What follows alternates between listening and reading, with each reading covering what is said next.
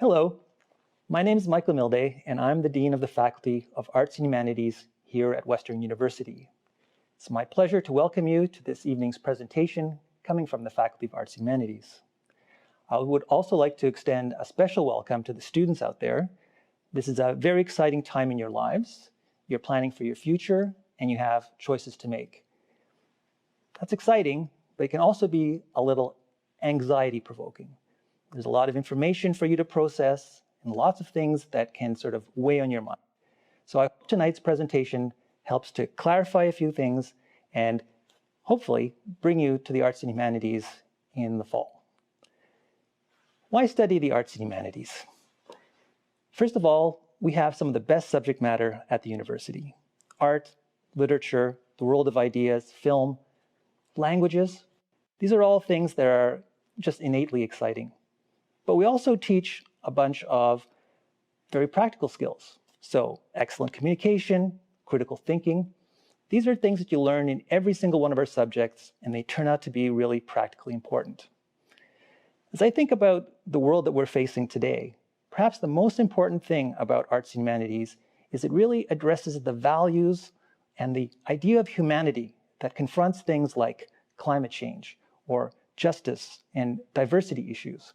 These are things that affect us as human beings, and these are the ideas that we need to pursue in order to fully realize who we are. And I hope that you will take the opportunity to come and realize those things here at Arts and Humanities at Western. Please enjoy tonight's presentation and make sure you ask many, many questions. That's the way to make a good choice. All the best.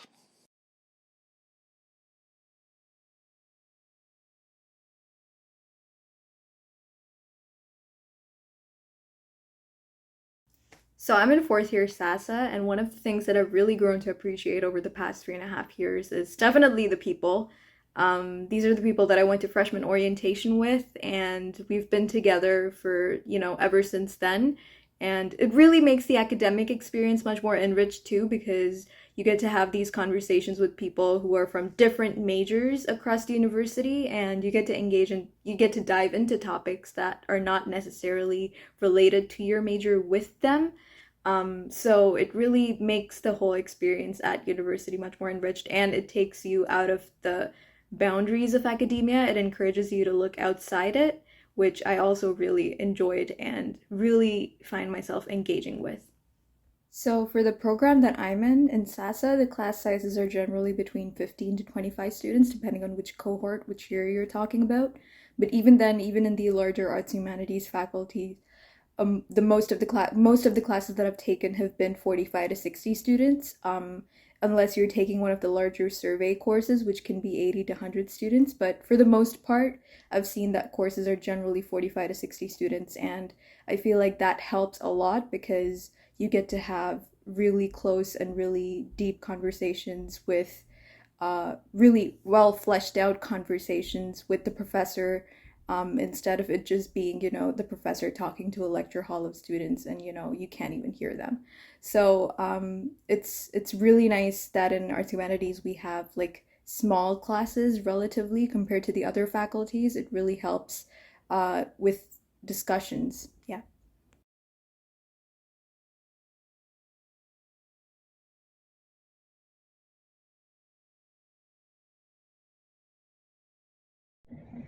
Hi, my name is Alexandra Wascala, and I am a third year double major in biology and theater studies.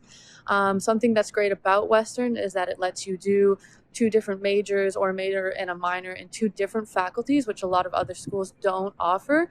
The theater studies program here is amazing. All of the professors are so amazing. They get to know you, and you really just connect in the classroom.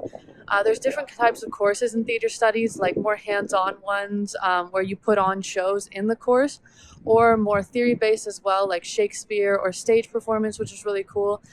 Western also has, through the USC Theater Western, it's the student-driven theater company on campus. I'm currently the vice president and the musical producer. It gives you a lot of great opportunities in class and with extracurriculars, so I really hope I see you on campus next year. Hi, so one question that we get quite frequently is where is the theater studies program based? And it is based in the University College Building, or UC, as it's normally called, and it is right at the top of the very iconic UC Hill. So I'm standing right in front of it. It is one of the newly renovated, quite iconic buildings of Western. So it's very nice, a very great building to be located at. And yeah, you're in the heart of Western, so you're near everything else you need, like the UCC, where all the food and a lot of clubs meet, and then a lot of other buildings are around here as well. So yeah.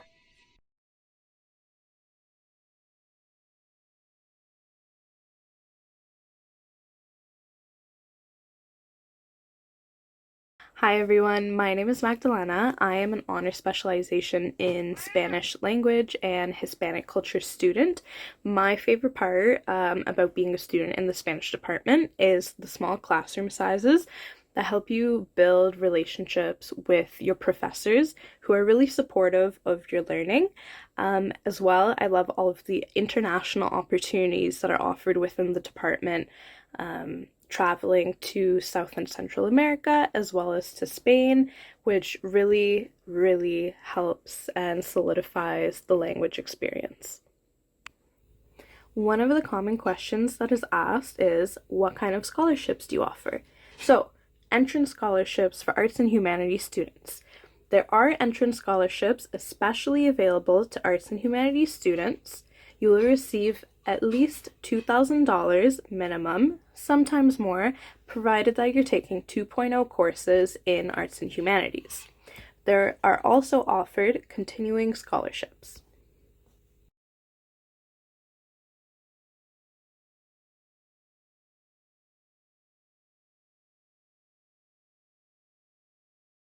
The Department of Gender, Sexuality, Women's Studies for so many reasons. The first being its interdisciplinary nature. Being offered from both the Faculty of Arts and Humanities and the Faculty of Social Science, there's so many courses that students are able to take from both faculties. Some topics include toxic masculinity, youth activism, gender and the environment, and so many more that will appeal to your interests. In addition, there are really cool community engaged learning courses, internship and practicum courses, as well as theses courses that allow you to apply all of the knowledge and theories that you've learned over the years into practice. I'm sure a lot of you are wondering what your first year as a arts and humanities student looks like. Typically, most students take 1.0 courses in their intended concentration. If that happens to be gender, sexuality, women's studies, for example, you would be taking our 1020E course, or a combination of two half-year courses that fill up a 1.0 credit to fulfill your requirements to get into the program. Beyond that, you can take whatever you want. You can take psychology, sociology, biology, English, film theory, whatever you're interested in, just to sample other programs and see if maybe you're interested in other modules. Once that's done, ITR season rolls around in, I believe, late February, and that's when you choose your major. So after you've had the time to sample everything, you can pick one or a combination of two majors that you're interested in pursuing throughout your undergraduate degree.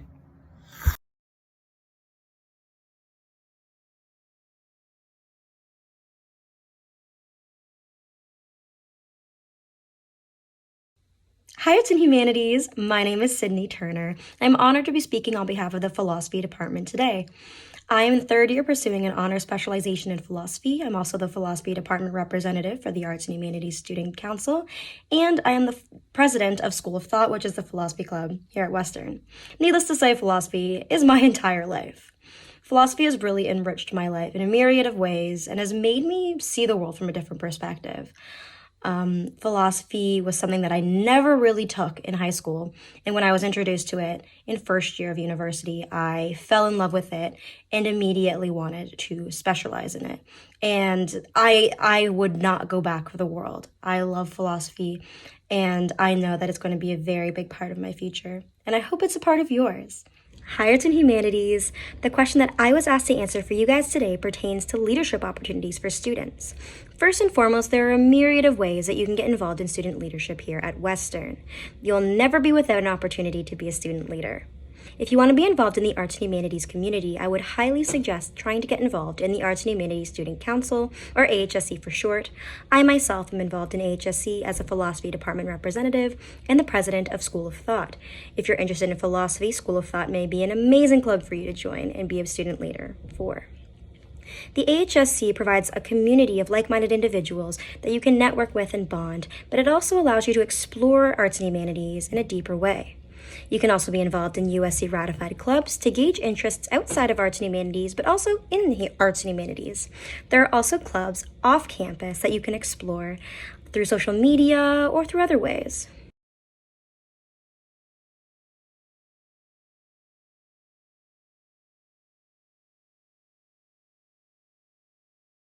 Hi there, my name is Abby Robitaille, and I am a second year student here at Western, and I am currently pursuing the honor specialization in creative writing and English language and literature, along with the Scholars Electives module. What I will really emphasize is that I have just loved my classes so far, and this was for me a huge deciding factor in choosing to come to Western for the arts and humanities. I looked up at multiple universities that I was considering sort of the course offerings under the English umbrella of what I wanted to study. And there were courses at Western that just really piqued my interest and that I felt were a little more innovative and a little more creative than courses I was finding at some other universities.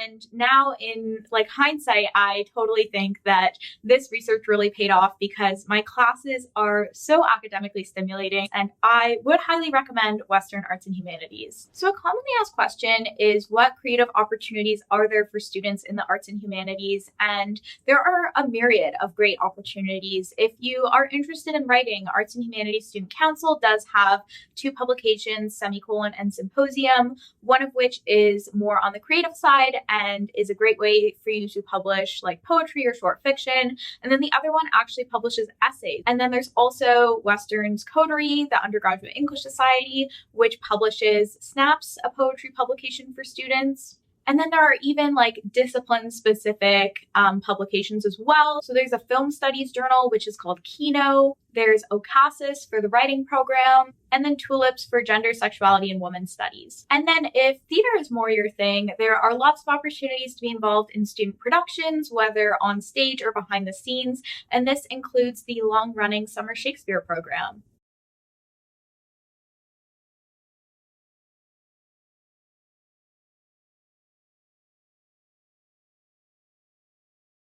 Hi, I'm Rowan. I'm on my 4th year here at Western, completing an honor specialization in studio arts in the Arts Humanities faculty. I think one of the best things about the faculty and about my program specifically is how close you become with your peers and your professors.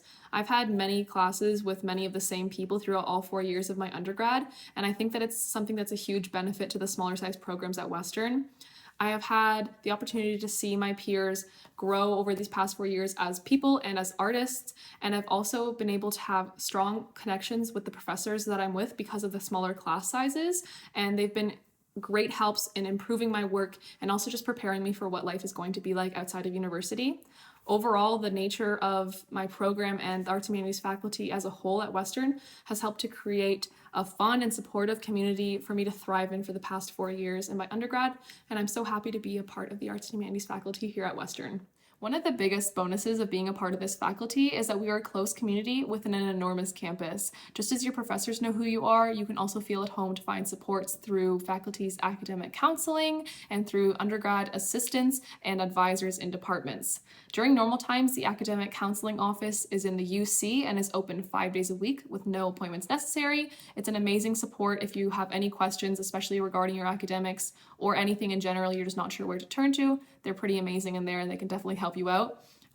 Also good to mention is mental and physical health support, learning skills, and general support for your well-being are always available through student experience.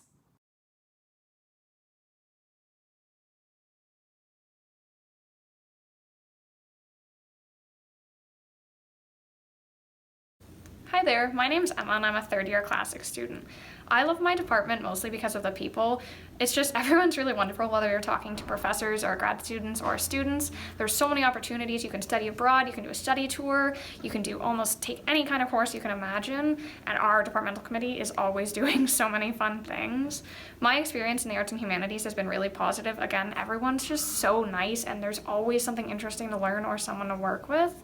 And if I had to give you a piece of advice about choosing where to go, if you can, take the time to visit the campus because getting to actually see yourself there and find things makes a huge difference. So the question is, what are grads doing with their degrees? And the only answer to that is everything. The critical skills you learn in arts and humanities translate whether you go. Whether you end up working something related to your degree or something entirely unrelated, you learn so many skills. You learn how to think, you learn how to learn, you learn how to be creative and try new things. It translates no matter where you go. I guarantee you could go to any town or any building and you could find someone with an arts degree in any field. We work in law, we work in government, we work in media and technology. You're not going to be backed into a corner with your arts degree. You can take it everywhere, and arts and humanities bring so much joy to people's lives, so it's a good place to be.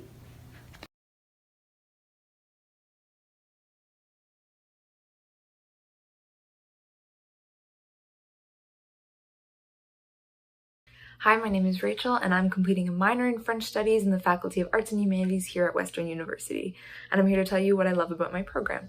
So to start off, French Studies is an extremely small and tight-knit program where you'll find roughly 15 to 25 students per class, so you get to know your classmates and your professors really well. There's also a lot of diversity in course options, so you can take anything from French medieval literature to translation courses, and they can all count towards your module. And then lastly, there's lots of opportunities to get involved outside of the classroom, whether that's through conversation nights to practice your French speaking, or through any events hosted by the French Club. And my advice to anyone coming into the program, into the faculty, is to take every opportunity you can to get involved because it's worth it.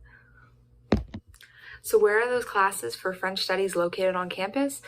Well, the main office for the Department of French Studies is found in University College, which is at the top of UC Hill and has a flag at the top. If you walked in the front doors and turned to the right, went down to the hall, the main office would be on the left. And often the professors for French classes have office space in UC as well. But some of my classes for French have also been in the Arts and Humanities building, which is adjacent to University College. And that being said, these classes are relatively small, so you shouldn't expect a massive lecture hall. They're usually normal standard size classrooms and tutorial rooms. And Arts and Humanities as a faculty has classes in Stevenson Hall, Lawson Hall, and the Arts and Humanities building, as well as UC. So you might find that you have classes there as well.